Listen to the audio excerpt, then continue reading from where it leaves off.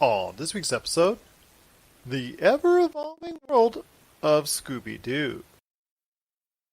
Is it time to dress up for Rob McCallum? And 40 years of Pac-Man and The Empire Strikes Back. All this and more as we once again delve into the pop culture cosmos. Welcome to the Pop Culture Cosmos. And we're back with another episode of the Pop Culture Cosmos. It's Gerald Glassford coming right back at you here from Pop Culture Cosmos, Inside Sports Fantasy Football, the Lakers Fast Break, and Game Source. We truly appreciate everyone out there listening to all of our great shows. Well, Josh is taking a week off. He's going to take care of some things behind the scenes here at Pop Culture Cosmos. I have some great interviews lined up. First up, we've got Rob McCallum from Zero Cool Films talking all of his current projects, including Boxheart the Docuseries, Action Figure Adventure, and his latest documentary in production based on the children's television series in Canada, Mr. Dressup. He's going to get you up to speed on who exactly was Mr. Dressup and why he was so important, even to this day, to our friends in Canada. Plus, Ian Fein is back to talk how Scoob, much to his chagrin, could be ushering a rebirth of the Hanna-Barbera universe. And Ben Arnot from Smoking Hot Confessions is back to reminisce with me on the 40th birthday that happened recently for Pac-Man and Star Wars The Empire Strikes Back. But first, let's get into it as we catch up with the always busy Rob McCallum from Zero Cool Films. You're listening to the Pop Culture Cosmos. It's Gerald Glassford coming right back at you here from Pop Culture Cosmos. Cannot thank everyone enough for listening to all of our great shows. And I'll tell you what, he must have heard me talking about him on our previous program, but he's back again. He is the world-famous director. Well, at least I hope he's world-famous. He's got not one, not two, but three great projects on the way. Well, at least the ones that I know of. I'm probably losing track here. But that would include Boxheart, the docuseries, also as well Action Figure Adventure, and a new one, which I was just made aware of not too long ago, that is getting more widespread notoriety, more interest for altogether different reasons, and that is the Mr. Dressup documentary. And it is the documan himself that I know, my good friend, Mr. Rob McCallum. What's up, man? I'm worried about what you've said in previous episodes to conjure me at this point. Usually it's like the Beetlejuice effect. You must have said my name 3 times and now here I am. You've unleashed me for what is sure to be an arguable experience. It always is when you're here. But you know why I mentioned your name is because, well, you know why. We and I were talking about it on social media earlier today. The Snyder Cut being released, which... You know, your opinions are different from mine on Justice League, and I basically said that. Yeah, it's awful. Yeah, you thought it was awful. I thought it was and, you know, you ripped me apart. Which is pretty much, if it's not great, if it's not yay, it's blah. Okay, well, I thought it was You could say blah. I could say I think I'm on day 82 of isolation. Everything right now is a little bit blah. Okay, fair enough. But you are being a good man, staying at home and all that. One of the things I wanted to ask you, of course, was about your documentary that's coming out, Mr. Dressup documentary. But before I do, that's the big prize right there for you, because that's the one that's gaining the most notoriety. Yes, a little tease. Okay. How's Boxheart the docuseries doing? It's great. First of all, there's a lot of things going on. You've dropped the URL, robmccallumfilms.com. And see, this is how long it's been since you and I have actually talked. Because if you were to go to robmccallumfilms.com, you would not find robmccallumfilms.com. You'd be redirected to another site, to another shingle that I'm housing everything under now, and that's part of Zero Cool Films, which is the brand that I'm building with Justin Schoenrock that houses some of the productions that we're talking about now. So everything is being kind of moved under one banner, so to speak, because I've got a first look deal, as they say in the business, with Zero Cool Films. So they will be, at least in one capacity, the U.S. distribution part of my films and a television series that I'm creating and producing. So that's the first point. Now, to your actual question about video game box art, the stories behind the covers, the exciting docuseries that examines video game cover art, there's lots going on. We have signed distribution papers for a lot of cool things to happen, but I can't say who has taken on the licensing for it just yet. I know, it's not my call. You're it's the not ultimate me, Gerald. tease, man. You're the ultimate tease, I'm telling you. It's not me. The company that did take it on has also took on Action Figure Adventure outside of Canada. And again, I can't say anything. All I can say is that these are good people from everything we can tell. We had a really great in-person meeting with them, and they get the pop culture space very much. So we're excited to have not one, not two, but actually 3 projects with them, because they've also taken the rights to the Kitty concert doc film that I made as well that shows the reunion. So again, Gerald, we haven't talked for a while, but lots of things are happening. They're brewing, baby. It's hot in here. Hey, So, I still run the ad for Kitty every now and then. So well, there you go. Every now and then it gets out there, which is on Tubi now, by the way. If people want to check it out for free, they can check out that documentary and see what's what in the world of Kitty and how that band came to be. Yeah, so box art is good. We're going to get a massive push, and a lot more people are going to see us. So it's not available right now, depending on when you're listening to this awesome interview. If this is a legacy listen, it could be available. I would search out video game box art and see if you can find it. Well, you can find it today, or more information about it, at Zero Cool Films. Well, there's also Action Figure Adventure, which I know is something that is near and dear to your heart, as I'm looking right behind yourself, and seeing all that on the wall right there as far as the action figures are concerned.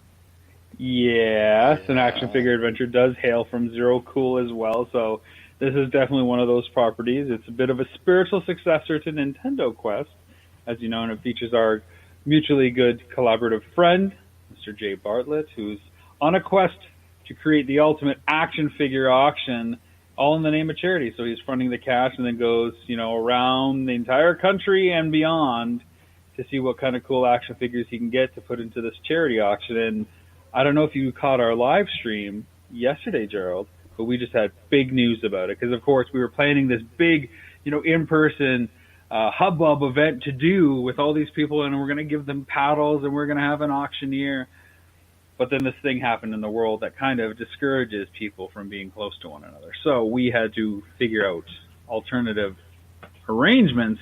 And so we decided that we're going to do this as a big online broadcast event akin to a sports draft or an award show, where we'll have a host and a panel of analysts breaking down every item that comes up with the auctions pre-timed and set up about a week before. And you basically get to join the live broadcast as the time ticks down on the 10 key items that Jay has sought out for this auction, and you too can bid on them, and we'll obviously share some information with you and our listeners when we get it locked down a bit more. But August 13th, 8 p.m., 7 Central is the time to check it out on the East Coast, and obviously do the math on the West Coast, 5 p.m. Some of these items could be yours, and then you get to have this, and then you can watch the series and see the story behind the item itself. How great is that? That's awesome. You get to be the next chapter. Yeah, it could be the next chapter. How's he been doing, by the way? I see his videos all the time on the Jay Bartlett YouTube channel, talking about a lot of different things, including, obviously, action figures and whatnot. So how's he been doing? How's he been taking in all this as compared to what he was dealing with Nintendo Quest? Because Nintendo Quest, you had the Power Tour, and you guys went around the country, and you guys were going ahead and doing all that to promote the film. It's been different this time around. It's been very different. I mean, the first big thing is that we were able to enter into a pre-buy situation before we had finished cutting much of it. We basically finished our trailer in December and sold it to Super Channel, Jinxie Sports TV up in Canada for the broadcast rights. And then, like I said, we have already negotiated the rest of the world with another distributor, whom we can't name, but you'll be excited to hear when we can for that. And so we're finishing it up. It's a completely different thing. We don't have to have as many boots to the ground, although we did have big plans to appear at certain cons that obviously have been shelved, and so we can't say too much about that because the plans are over now, but we did have plans to make some, trips around, and of course we would have filmed those trips and shown some episodes and got some reaction, and, what we do, it's who we are. You're listening to the Pop Culture Cosmos. Don't touch that dial. Wait, do people still use dials? For the latest news and information, analysis and opinions on the Los Angeles Lakers and the NBA, check out the Lakers Fast Break podcast today on wherever you get your podcasts.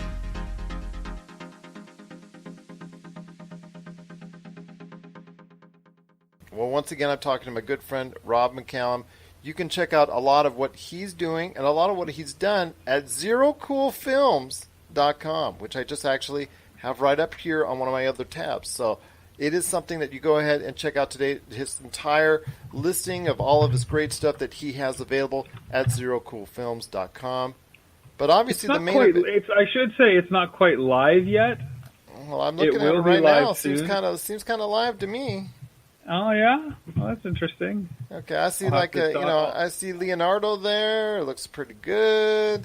See stuff like that. See films. Maybe the guys flipped the switch and I didn't know about it. Well, there you go. Yeah, I'll have to talk to them about that. Yeah, see, there's stuff right there popping up. Missing Mom, the Kitty documentary, Power of Grayskull. It's all right there. Well, I know the stuff is there. I'm just waiting for it. Oh, okay, there you go. Yeah, hey, look, there's stuff happening.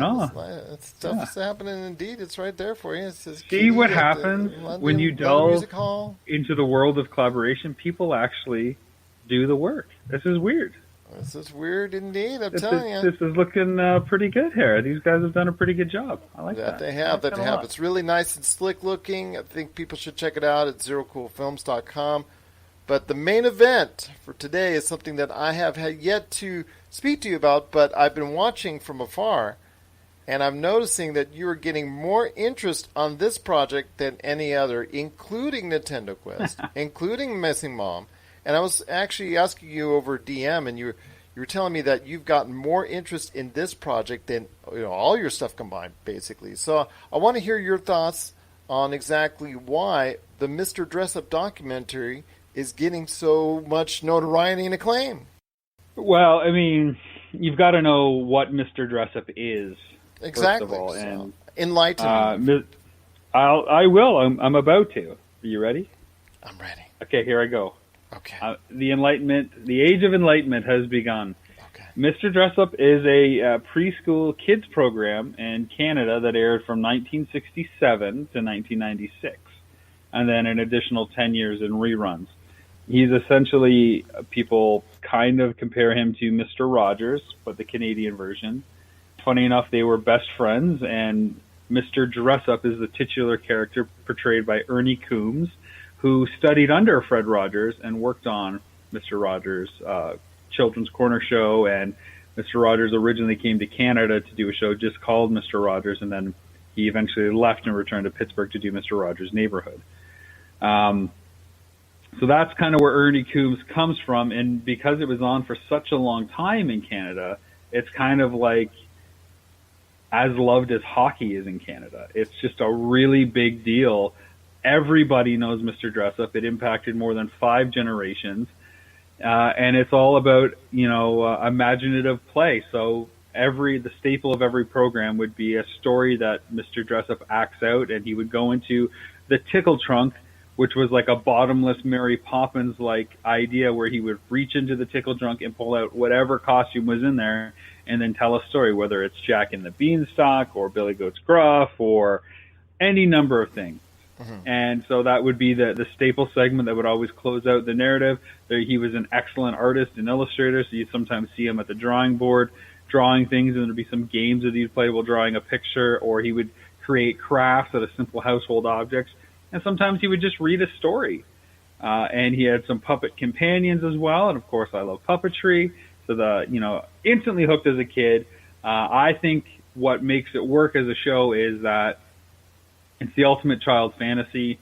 It's basically a loving parent spending, uninterrupted time with a child, which is the puppet in this case. And it's everything any child would ever want, whether it's now or then, it doesn't matter. Every kid just wants their dad or their mom's uninterrupted attention, where you're playing with them on their level, and that's what that show represents. It's very mindful, it's thoughtful, it's kind, it's humble, it's humorous, it's silly, but it's still respectful. And for Canada, it is a massive deal. And so why is it going over like gangbusters? I mean, a lot of it is because Mr. Rogers has had so much attention in recent years between, the two films that came out, the documentary and the narrative. And so everybody in Canada instantly, because of the comparison, said, well, where's the Mr. Dressup documentary? And so, like I've been doing as of late, we have been producing this and shooting this for the last year kind of in secret. And so when the Tom Hanks film came out, everybody's like, oh, where's the Mr. Dressup thing? I was thinking, oh my God, I want to say something so bad because everybody's going to go nuts. And sure enough, when we were able to announce it and kind of, take the lid off the can of secrecy, everybody has been embracing it very, very, very well. I mean, to see how crazy people are going on Facebook is just mind-blowing on its own, let alone what it's like talking to some of these people and interacting with some of these people. So it's going over really well. Well, when you go, let's say you were out on the streets in the U.S., and you were to talk to someone and describe to them the popularity of Mr. Dressup in Canada, because, as someone who grew up in Canada, he's obviously the icon that you know and you're familiar with from your childhood. How important was he to your culture? Oh, he's everything. He is the preschool show for kids. I mean, there are a handful of others, and Sesame Street would be one of them, but Mr. Dressup is the show. You go from Mr. Dressup to Hockey Night in Canada. That's it. That's the only transition. That's all there is. That's Canada. Like that's how it is. It is everything, From Mr. Dressup to guys fighting with their, in their jerseys, and then, checking into the boards and all that. That's kind of funny, the transition. But yes, there's more to do in Canada than just Mr. Dressup and hockey. Come on, man. There's maple syrup as well. Oh, come on. Your country is an awesome country, my friend. My wife has enjoyed her time there. You guys got a lot more going on than just those three things. Well, maybe. But you know what? It's easy to stick to the three. Our international comrades understand the three, and we don't need to go beyond. The rest is our secret. Now, do you go into the background which you described already, as far as learning and I don't want to say would you classify it as an understudy to Mr. Rogers early on, or would you describe it as something more? He came up literally as his assistant, and a collaborator. So it was very much, learning the same kind of things, the direct address to camera, the calm tone, the treating kids as an individual. A lot of the same ideas go through it. Whereas Mr. Rogers has a little bit more of a religious take, Mr. Dressup does not. And where Mr. Rogers will discuss things going on in real life, like assassination or war or divorce, Mr. Dressup is much more about imaginative play. And it's all about the world of make-believe. And where Mr. Rogers, you go on the trolley and leave our world to go to King Friday and whatnot, the imagination is all around us with Mr. Dressup, whether it's the craft we're creating, the picture we're drawing, or the clothes we're putting on to dress up. So he wouldn't touch on those issues, because that's something that a lot of people are familiar with from Mr. Rogers. Okay, so he was just, like you said, when you watch Mr. Dressup, you're just going into that world and learning about that and not going ahead and touching on a lot of real modern-day components at that point in time. That's right. It's a lot of people described it as their safe place as a kid. Their parents or other stuff in their life weren't so great, but for that half hour every morning, that was a safe place for a kid to feel okay and let their guard down. So we definitely go into like the early history where each of the key performers and creators came from and what that was like, and how Mr. Dressup was actually a spin-off show from a much bigger show called Butternut Square that featured 4 human characters, with Mr. Dressup being one of them, and then budget cuts reduced, to half a set or half a studio space with just Mr. Dressup and just the puppets that were ported over from the bigger show. But that first show, Butternut Square, that Dressup first appeared in, was created at the suggestion of Fred Rogers, saying, hey, Ernie's going to stay here. Why not do a show around his talent? Chief goals would be make sure that everybody remembers Mr. Dressup and what that show represented and the themes and ideals of it, and to carry it forward. Well, I hope so, my friend. I wish you all the best with that. Once again, it's the Mr. Dressup documentary coming soon from our friends at Zero Cool Films, and you can find out more at zerocoolfilms.com. Coming up soon, right? Yeah, I guess. You guess? I don't know. We're hoping that everything wraps up by the end of the year and that it's available shortly thereafter. Okay. Probably early next year for it to be available. I'm hoping so, my friend, because that's something I want to be more educated about. And as a great representative of the show and a reminder to everyone out there how special it is to many Canadians, it's a great way to educate them around the world about Mr. Dressup and the kind of love that obviously he had for Canadians and the Canadians had for him. So it's just something that I think a lot of people will be interested to see, because they're, like myself, before you mentioned it, I was one of those individuals that had no idea about the show because I had been so sheltered with Mr. Rogers and Sesame Street. Well, and both of those, entities will play a heavy role in this too. So you'll have some touchstones and some points of view that you'll be able to relate to. Sesame Street coming out in '69. Everybody in America knew what a big deal that was, but how was that ripple effect felt in Canada to shows like Mr. Dressup? So we talk about that, of course.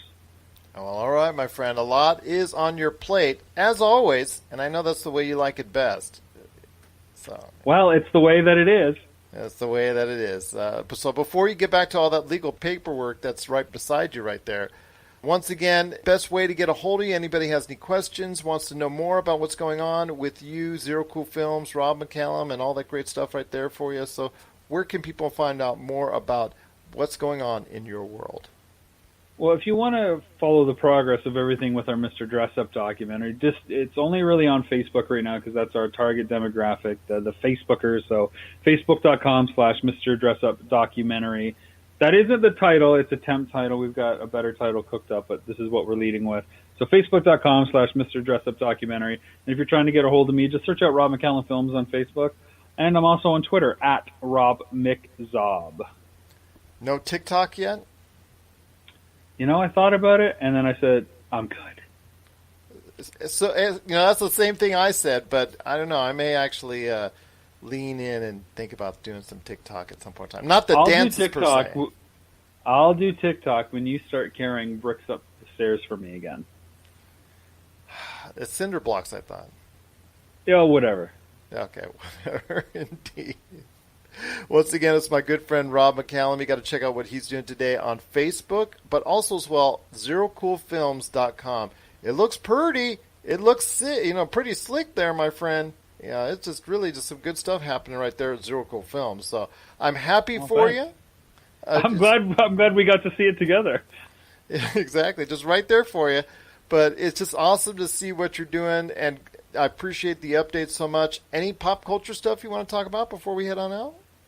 Sure. Where do you stand on all these films coming out for rental for like $20 or $25 or not the option to buy on the digital platforms because of the theatrical experience? Do you think we're going to have theaters in the future? Yeah, at some point in time, they're going to be reduced. Obviously this pandemic may speed up that process, but it looks like it's going to be something that's here to stay, despite what AMC and the theater chains that are trying to fight back against Universal for starting it in the first place with Trolls World Tour. Is something that we're going to go ahead and see. Scoob has played very well. It's something that's been very popular. The Lovebirds. We got it day one. Yep. So, we bought Scoob. Scoob was $25 to buy or $19 to rent. And look, I know we're going to watch it more than once, so I couldn't be pinned into the rental window. And the same thing would have happened with Trolls if they would have opened it up for a purchase. It's just we're learning more and more about how to utilize that marketplace, and it's going to become even more and more popular. Like I said, we're seeing the Lovebirds, and there's more and more movies that were intended for theatrical release. They're just going to be heading to a digital format. I think it's just, I don't want to say it's going to be the definitive what way the to go. Theater plans are, right? Like in July, starting with 10 or whatever you want to call Chris Nolan's film. Yeah. Which looks awesome, by the way. They want people 6 seats apart, left and right, and then nobody's going to be in front or behind. Something like 25% capacity, I think it equates out to. Something like that. But how do you do that with a family when you can only have a maximum of 2 or 3 chairs together? Yeah. You've got a family of 4 and you've got 3 chairs together. Where's that 4th person going to sit? Plus, kids are eating popcorn with their hands and putting it on the seats and stuff. It's not going to happen for families. And that 4-quadrant money that they get from these big tent poles that are that summer fuel revenue is not going to be there this year, and it's going to change perceptions, and maybe people will relate it to like a pre-Napster, post-Napster kind of conversion in the music side of things. We're not going back to the theatrical experience the way it was. It's going to be reserved for the ultimate like Star Wars-like films or the Infinity War-like film experiences, and that's it. But then again, that's going to be on less theaters. Yeah, exactly. So people are going to have to pay that premium to get it, and I think you're going to see the premium just trickle down. You'll be able to go for the, $15 a ticket or whatever it is to the theater. But if you want it at home, it'll probably be like a 3 to 4 week delay, and you'll be spending, instead of $20 when it used to come out or $14.99, you're going to be spending $25 to $30 for that copy because the window's going to collapse. Yeah, that is something that I think we're going to be able to see pretty soon as well. So we're already seeing a little bit of that already, but you're right. This time next year and the years beyond, I think this coronavirus is ultimately going to change the way we view films as a whole. I see it. I just don't think it's going to be ever the same once again. I think it's the ultimate nail in the coffin. I mean, for the last 20 years, really since the dawn of HBO, turn of the century, when TV started getting amazing and people really liked the long-form storytelling, serialized shows, where we're just gobbling it up in binge television, took it up a notch, when Netflix really started to hit its stride in 2012 or so. Like, this just keeps furthering the need not to go to a theater and spend all that money on overpriced food or that experience with some guy talking behind you or their cell phone lit up in front of you. The content is at home already. I mean, I've already subscribed to Apple TV Plus. Like, that should tell you everything. Well, as you once said, and as you say on our promo, Apple could change the way we view our television and our films, for that matter. So, yep, they could. Yes. As the promo always tells me when I play it. So, I'm sure it does. Yes, it did create that paradigm shift, as I think the famous words that you said on that promo. So. Oh, okay, sure. Yeah, but there's still a lot. What about HBO Max? Are you excited for HBO Max? It won't be available in Canada, so no. Oh, then there you go. There's a. They keep shutting you up, man. What's up with that? It will be available in Canada, but it won't be the same access. So, like in Canada, we don't have HBO now.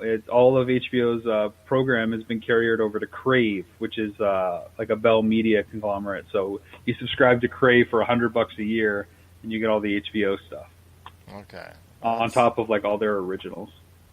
Wow, that's they just never give you the same love that they should. What's up with that? You know what? We're on the metric system, and we're paying for it every day. Okay, my friend. Well, I'll tell you what. It's just been great talking to you as always. Once again, is Rob McCallum, the director of the Mr. Dressup documentary, also Box Art, the Docuseries. Don't forget the Kitty documentary and Action Figure Adventure. He's got so much that you can check out now at zerocoolfilms.com. Don't forget Missing Mom. You're still getting great reviews on that one as well.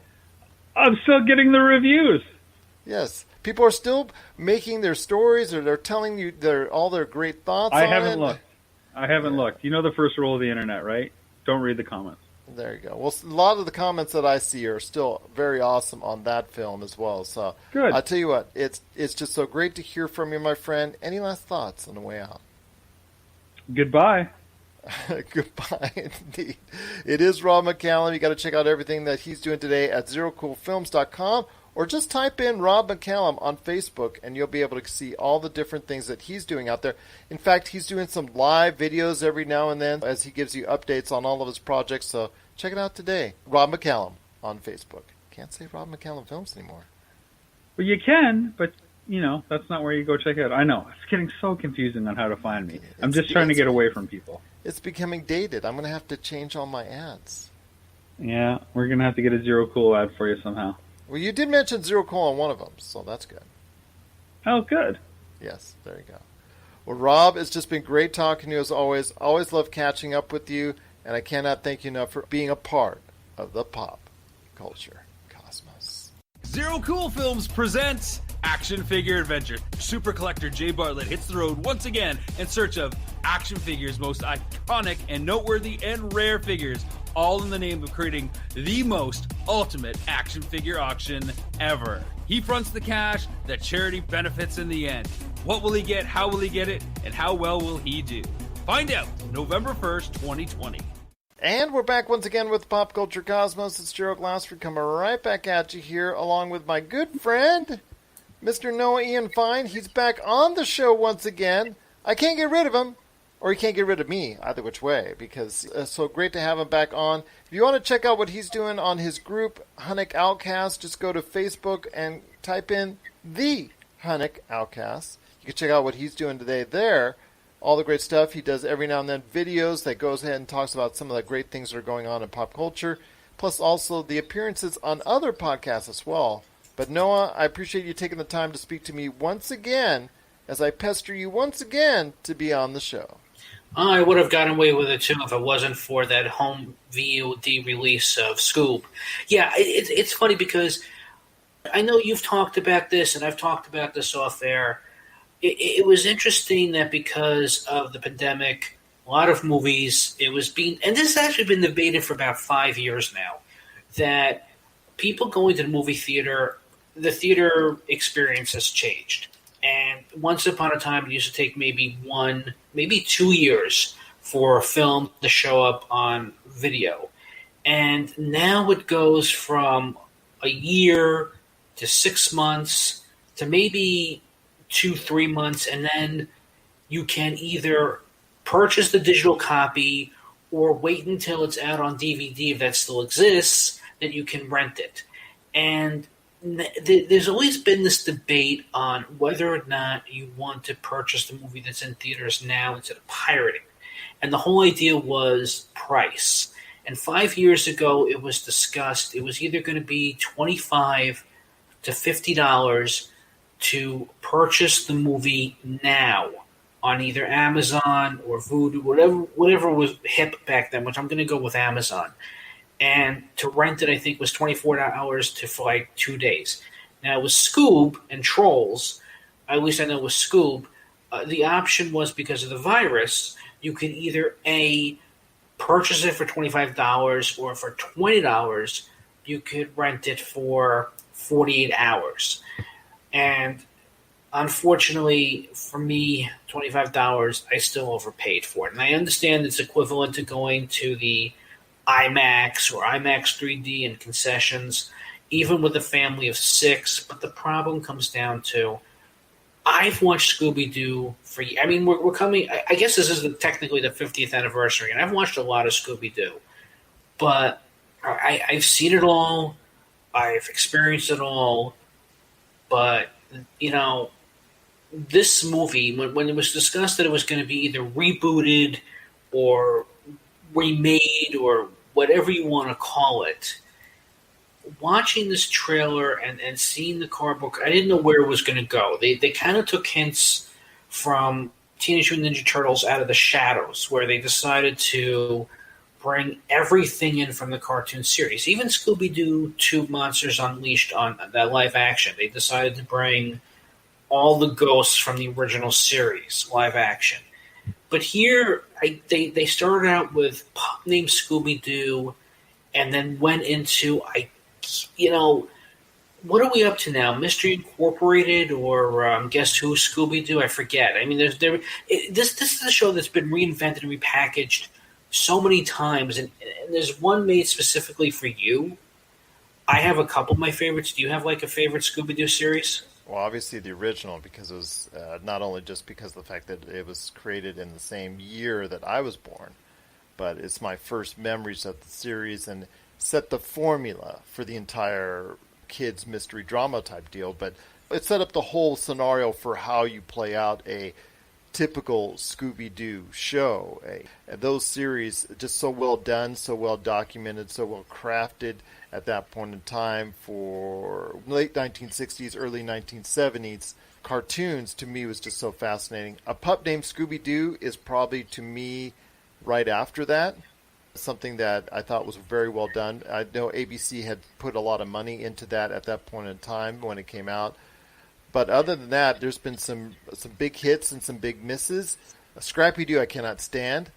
Also, as well, the Kid, when they did the series with Scrappy-Doo and the Kid, that was just awful. The Kid, yeah, with the dark hair. The 13 Girls of Scooby-Doo. Yeah, the 13 Girls of Scooby-Doo. Well, no, with the little kid with the dark hair who wanted to beat everybody up as well. That was just trying to block him out of my mind. Just it replaced one irritating factor to another irritating factor. But I digress. I'm just saying that Scooby-Doo has seen a lot of highs and lows over the years, and like you said, a lot of recreations, reimaginings, and things of that nature. And this is obviously with Scoob, this is what's happening once again, where they try to reinvent the wheel.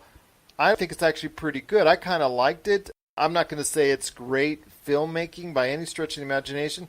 I'm going to say it's probably in their best interests to have gone straight to digital, because I'm not sure how long it would have lasted in the theaters.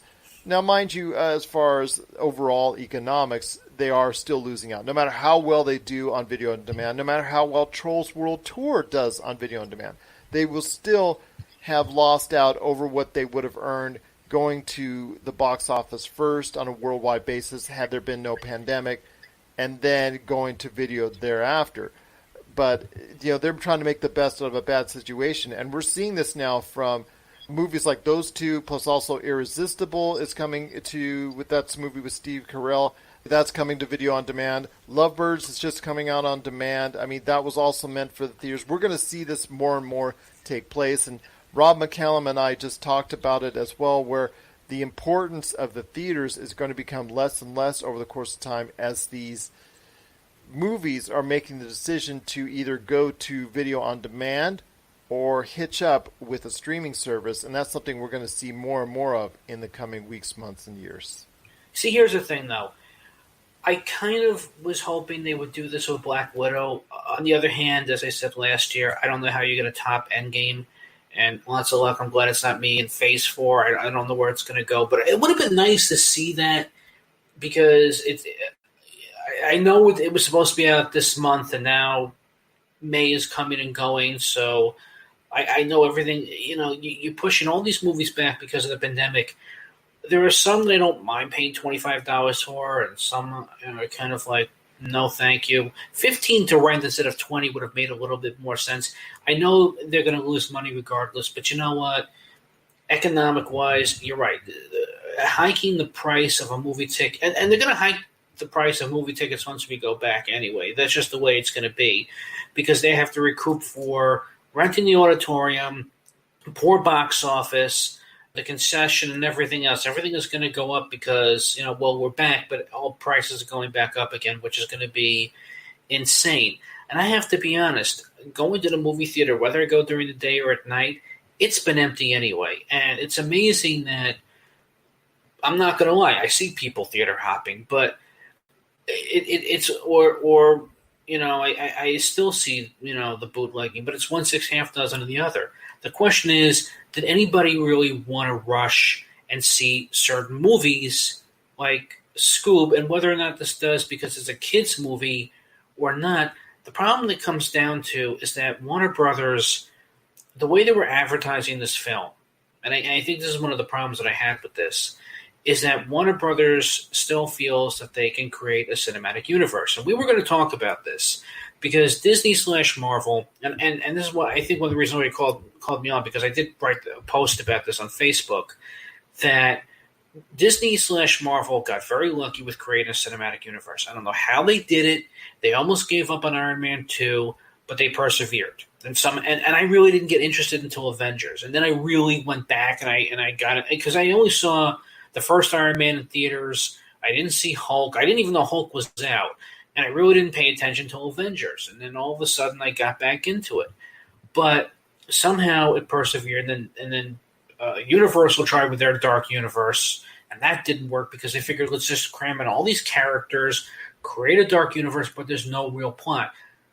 The MCU kind of worked because you plucked the Avengers, or at least the first run of Avengers, and had to go against a comic book story that people were still familiar with, that were interested, that built up, that had some sort of purpose and significance, and it paid off. But Scoob, as we discussed, it was about a bunch of teenage-solving, crime-fighting teenagers, and a talking dog that was based on a Frank Sinatra song. As for other Hanna-Barbera creations during the 60s, you also had a bunch of crime-solving teenagers with either a talking dog or a talking car, which was Speed Buggy, or even a ghost, a Funky Phantom, and Captain Caveman. I mean, if anybody was going to reinvent it, Hanna-Barbera until Warner Brothers took over was doing that. And even, they did team up with Batman, but they were still solving crimes. And but Scooby-Doo's the one that stuck. Scooby-Doo is the one that has stuck. Like we were talking about, it has been reinvented so many different times, but it has still been able to stay somewhat in the mainstream all these years. Well, yeah, because the characters are memorable. The only problem that I would say between Fred, Daphne, and Velma, until a pup named Scooby-Doo came along, I didn't care about them because it was kind of like the original Evil Dead. You cared about Ash, maybe his girlfriend. You didn't care about the other three. And then when Evil Dead 2 came around, it just came down to Ash and his girlfriend and, the rest. With Scooby-Doo, in the 80s, when they kept reinventing the series, it just came down to Scooby-Doo and Shaggy. They would bring Daphne back and put her in some sort of jumpsuit, I guess because of Teenage Mutant Ninja Turtles or whatever, because they made her look like April O'Neil and she was a reporter. And then they would bring back Fred and Velma, but they weren't the interesting characters. It was Scooby-Doo and Shaggy for reasons. They work, and I understand that they're going to make them important to that live-action movie that came out in 2002 and this movie. But the problem with Scoob is that I don't know what Scoob wants to be because Warner Brothers is still concerned about trying to build a universe, and they haven't done it, and they haven't done it right. They didn't do it with Justice League. I don't know why they're doing it with their cartoon characters, but you just can't throw in a bunch of characters. I mean, you could with something like Hanna-Barbera's Laugh Olympics, because that was a take on the Olympics, and you had the wacky races. The wacky races, yeah. Well, the wacky races again, because you took a bunch of characters, some original, some that would later go into a spin-off and be a successful cartoon like The Perils of Penelope Pit Stop, or you would create a great villain, Dick Dastardly and Muttley. But with Laugh Olympics as well, you had the Scooby-Doobies, which were the 1960s crime-fighting teenagers with the talking animals. You would have the Yogi Yahooies, which was the anamorphic animals, Yogi Bear, Huckleberry Hound. And then you have the really Rottens, which weren't many Hanna-Barbera villains at the time, and they had some original ones, but that worked. But my final request would be you really have to work on the voice cast, because bringing in A-list actors or Z-list actors and reality stars, it's not working.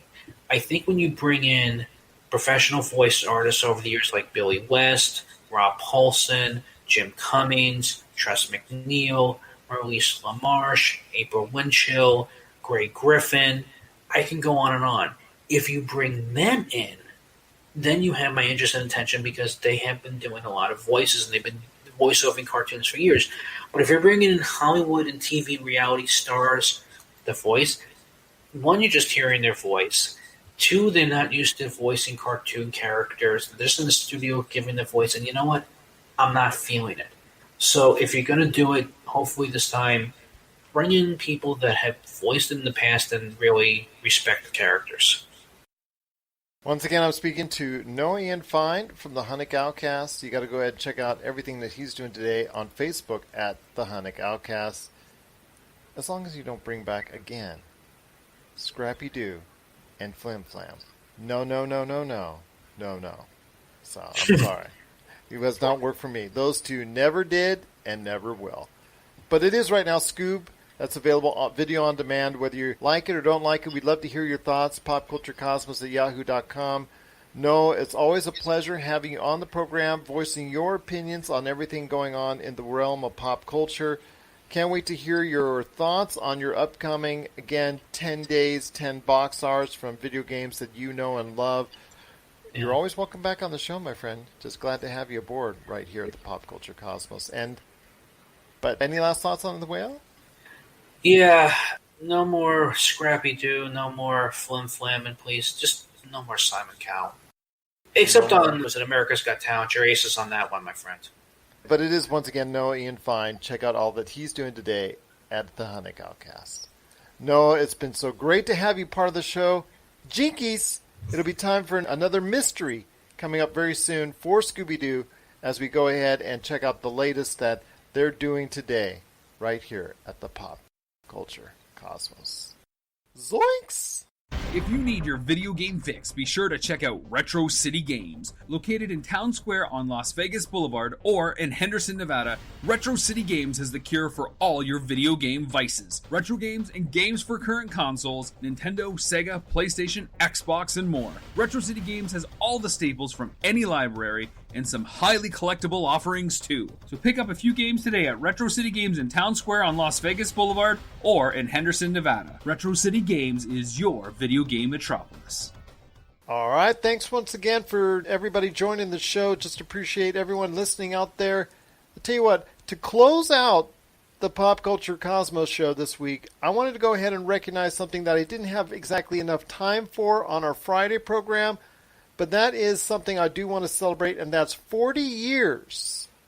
40 years of The Empire Strikes Back, and also 40 years of Pac-Man. My goodness, on the same day, no less. That just blows me away that both of those came out at the same time, one of which I actually remember that day, as far as The Empire Strikes Back is concerned. Pac-Man, I remember playing later, and I've got a little bit of that. But with me today, to finish out this program, talking some great memories on Empire Strikes Back and Pac-Man. And then also, he's going to be joining us on the Thursday program, talking some more about maybe a little bit of the Snyder Cut as well, and some great recipe ideas for Thursday, so hang on for that. He's a good man indeed. You got to check him out every single day, because there's always something new popping up on social media, on Facebook at Smoking Hot Confessions, SmokingHotConfessions.com. He's got a new game show you can go ahead and check out. I mean, it's so interactive. I try to pop it on whenever I can and share it onto the Pop Culture Cosmos. He's doing so much, even in a time of pandemic. It's Ben Arnot. And Ben, always great to have you back on the program. Mate, thanks for having me, and thanks for that awesome introduction. That was really nice. If I actually just listed off everything else, like the book, like the videos, like the awesome podcast, Smoking Hot Confessions, now available on podcast outlets everywhere, I might be here all day. Yeah, I'm a bit of a night owl, and my family are all early birds, so I get all this big chunk of time every night to myself. And there are a lot worse things that I could do than sit there and build a barbecue website. So, yeah. Absolutely. And I'm not even mentioning the awesome stuff that you can get at SmokingHotConfessions.com, like all the T-shirts, the hats, the cups, the whole 9 yards. Got beanies come in the other day too. There you go, the beanies. I saw you wear one the other day when you were going ahead and hosting your game show, which is quite fun, quite amusing, and hopefully everybody will check it out. But enough of the plugging, my friend. Your awesome stuff that you got. Your awesome experience. I remember when you just started off a website. Now you're an experience known as Smoking Hot Confession. Yeah. But you and I do have some fond memories, and you're someone that I really wanted to go ahead and ask because you've got such a great interest in Star Wars as I do. And first thing I want to go ahead and say is the 40th anniversary of probably the best film in the series, and that's The Empire Strikes Back. It's so universally loved as the best of the bunch. Before I go into mine, what are your memories of Star Wars, The Empire Strikes Back? Look, I just turned 40 last year, so I didn't see it till a couple of years later. But I do remember Jedi as being one of the first films that I saw in the cinema. So around 83, I remember going and seeing that. In terms of Empire, I remember watching it later on, and even as a kid, just watching the three movies and going, ooh, that one. That one's a good one. I like that one. And it's really funny because I think I've spoken with you about this before, but when The Force Awakens was coming out, my wife and I are both Star Wars fans, and we really wanted to take our son to the cinema to watch it. But, I mean, he's only 8 now, so he was 4 then or something. And so we had to sort of train him up on it. And so for one afternoon every weekend for 8 weeks beforehand, we watched one movie in sequential order, starting with that, we'll just call it that movie, back in number 1, and then working all our way up to Return of the Jedi and then into Force Awakens. even him at 4 years old, when he wanted to go back and watch them again, he just wanted to watch Empire on loop without us ever saying anything about, oh, yeah, no, this is the good one, that's the bad one. We didn't want to influence his enjoyment of it too much. We just wanted to just let him experience it. And so even without that guidance, he still picks Empire. And his favourite scene is when Luke Skywalker flies the A-wing around and around the walker and brings the walker down. Just tremendous scene. Yeah. Although, let me ask you this. I mean, when they're actually going and attacking it, what is Luke doing before he crashes it? His gunner in the back is already down. And he's just escorting another one, which eventually gets shot down itself. And he wasn't shooting back at the walkers. What is he doing? He's force melting the joints in the legs together so they just sort of seize up and fall over. Fair enough. But it is such a tremendous movie. It's on my all-time list. Same. I have actually, since I am 51, I do have memories of it. Actually, 40 years to the day that I actually saw it on the first day, the first showing. When I was 11, I did not know I was going to see it. And I had just seen on CBS about a year or so beforehand, to the best of my recollection, Star Wars. I had not seen it in the theaters. I would have been too small. My parents weren't really into it. But my sister's ex-husband at that point in time, he grabbed me at 3:30 in the morning. I almost thought it was a kidnapping per se, but he said, "Come on, let's go." I said, "Go where?" I'm thinking, I'm a kid at that time. Saying, "Go where?" "We're going to go see Empire Strikes Back." And I was like, "Oh yeah, let's go." So we got down there, 4:00 in the morning, 4:30, whatnot. We're there in the line, and the line, we were probably about 25, 30th in line. That's no big deal. So we get there, we wait for the showing. It's like an early, morning showing, 9, 10 o'clock in the morning. So we go see it. And I remember distinctly when I sat in the theater around the middle, full packed house, everybody there, full Star Wars heads, just going off, emotions, cheering, loving it, everything's going good. And then the biggest surprise of all time ever in movie history. Yeah. It will never be duplicated because in the age of social media and leaks and all these tabloids and all these entertainment magazines that want to get one up on each other, it'll never happen again. But to see the type of emotions, not even Avengers Endgame with Tony Stark dying, did you see anywhere near the emotions? People were screaming, No, Darth Vader cannot be Luke's dad. People just crying and screaming and just, no. People throwing stuff at the screen, the whole 9 yards. And we get out, and it's finally, it's done and over. We get out, it's daylight, again, you adjust your eyes and whatnot. It's like just before, I guess 11 or 12 or whatnot. And you come in, you get out of the theater, and the theater itself, where was this, as a chain of separated theaters in a mall parking lot area, and the theater closest to the street was where we were at, and that's the one that was showing it. And I get out, and we look, and the line going from that, circling all the way down past all the row of major block theaters and through the mall, was so extensive. It must have been at least 2-3 miles long. Oh, wow.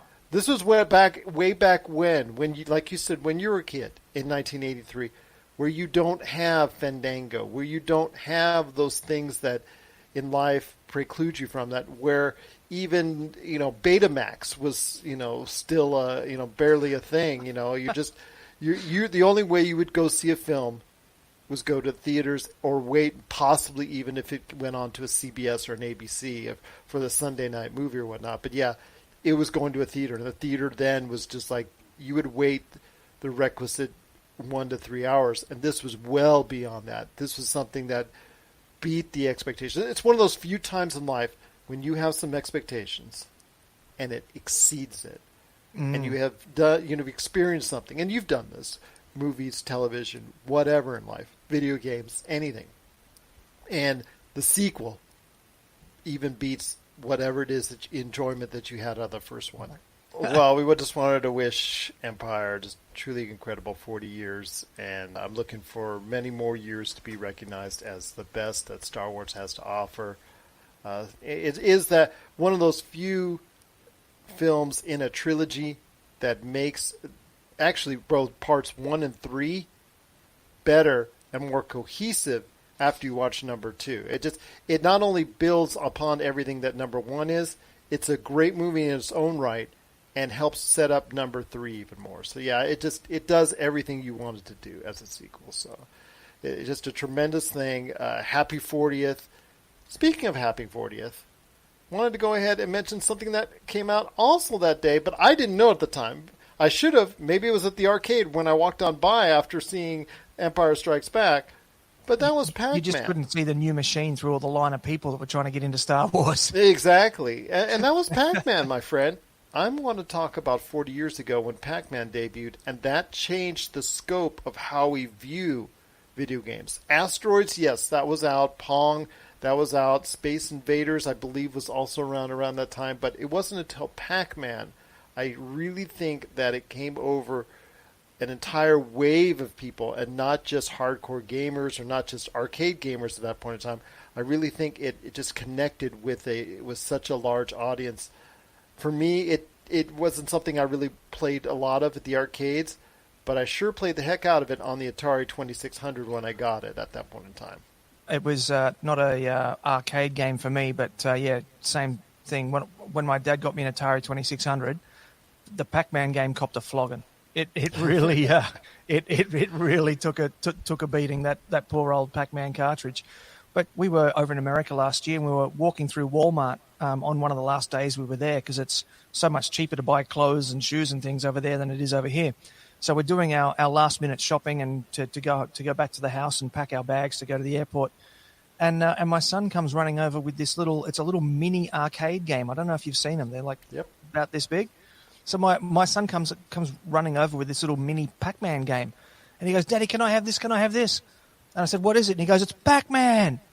I said, "Do you know Pac-Man?" He goes, "Yeah, I know Pac-Man. Pac-Man's awesome." And I thought, wow, okay.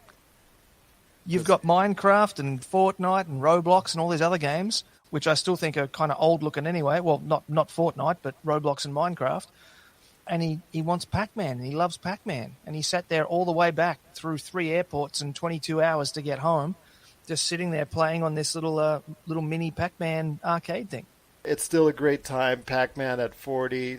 Time goes by, my friend. It's just about this, how these things in our lives, just how they're enjoyable still even to this day if they're truly remembered. I mean, Pac-Man really elevated the arcade experience to a different level altogether.